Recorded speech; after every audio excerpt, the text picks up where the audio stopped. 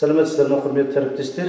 Сіздердің назарларыңызға мектеп директорларының оқысы жөніндегі орынбасарлар үшін білім беру сапасын басқару жүйесіндегі педагогикалық полиметрия біліктілікті арттыру курстарының білім беру бағдарламасындағы нормативті құқықтық модульді назарларыңызға ұсынамыз.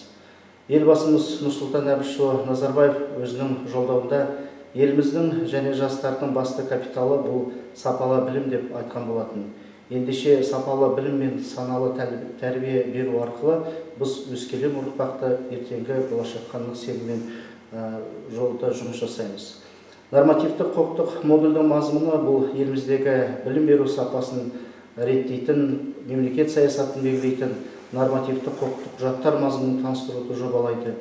Себебі барлық нормативті құқықтық құжаттар мазмұнының идеясы бұл стратегиялық міндетті шешуге көзделген, яғни адам капиталының бәсекеге қабілеттілігін жоғарылату. Елбасымыздың қойып отырған жолдауында да еліміздің бәсекеге қабілетті 30 елдің қатарына қосылуы да осы сабақтастықпен үндесіп жатқанын аңғару қиын емес.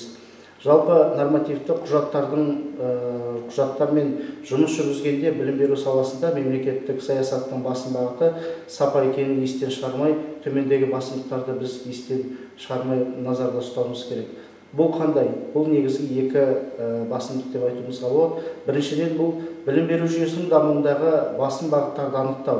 Яғни бұның ішіндегі бірінші мәселе бұл кәсібилік. Яғни кәсібилік жұмысқа қамтудың кепілі ғана емес, сонымен қатар бұл ұлттық еңбек нарығының тиімді жұмыс жасауындағы міндет екенін біз білеміз. Екіншіден бұл экономиканың барлық салалары үшін жоғары білімді және жоғары білікті кадрларды дайындау болып табылады. Және үшінші бұл білім беру саласын реформалау және жаңғырту екенін біз білеміз. Екіншіден бұл жаңғырту үрдісін жүзеге асыру жағдайында міндеттерді және механизмдерді білу болып табылады. Яғни оқыту үрдісінде заманауи әдістер мен технологияларды Назарбаев зияткерлік мектебіндегі тәжірибені тарату және енгізу, бұл да жалпы білім беру орта мектептеріндегі Назарбаев зияткерлік мектептеріндегі деңгейіне жеткізу міндетімен сабақтас болып жатыр. Педагогикалық құрам сапасын жоғарылату, біліктілік жүйесін жетілдіру, жастар үшін білім алудың қолжетімділігін кеңейту сияқты міндеттер де осы басымдықтардың ішінде бар екенін айтуымызға болады.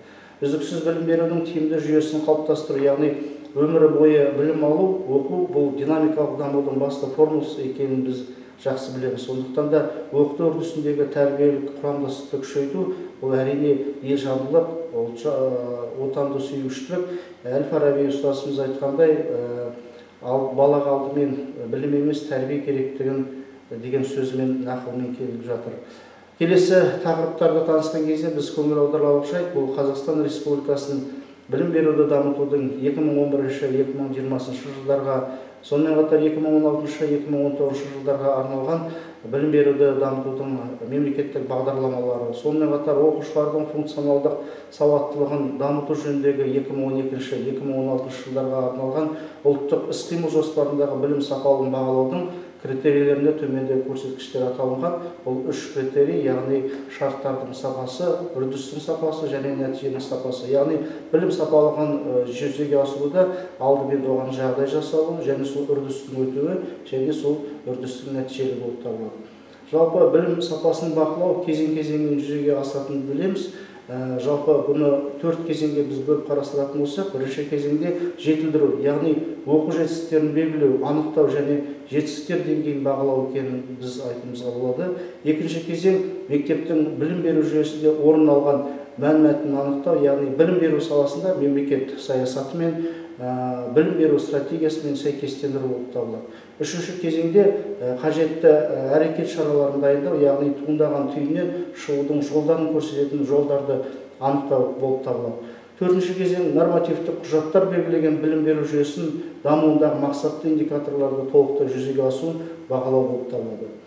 Жалпы білім беруді дамытудың мемлекеттік бағдарламасымен және функционалдық сауаттылығын дамыту жөніндегі ұлттық іс-қимыл жоспарында білім сапалығын жетілдіру жолдары және оның механизмдері көрсетілген.